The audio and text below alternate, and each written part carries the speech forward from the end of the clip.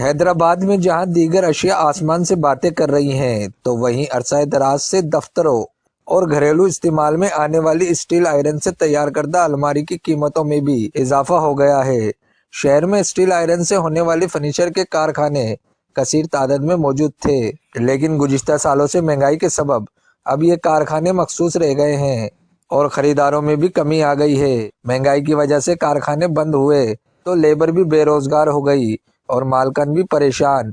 मालकन ने वश न्यूज़ को बताया कि हमारे आयरन के जो स्टील का बड़ा मसला चल रहा है, कारोबार बिल्कुल ख़त्म होकर रह गया है।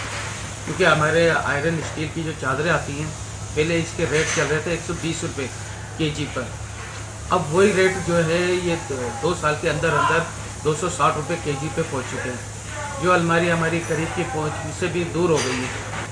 अब सिर्फ और सिर्फ 4 से 5 कारखाने हैं जो अभी एक्टिव में काम कर रहे हैं। वज़ीर आज़म से पुरजोर अपील है कि इसकी तरफ ध्यान दें, जो ड्यूटी वगैरह थोड़ी कम करें, ताकि लोहे की अलमारी जो है वापस से जो है कारखाने अपनी। दुकानदारों ने वजीर आजम से अपील की कि महंगाई पर काबू पाकर हमें और हमारी लेबर को बेरोजगार होने से बचाया जाए। कैमरामैन शाजिब खान के साथ हसन रजा कुरैशी, वश न्यूज़, हैदराबाद।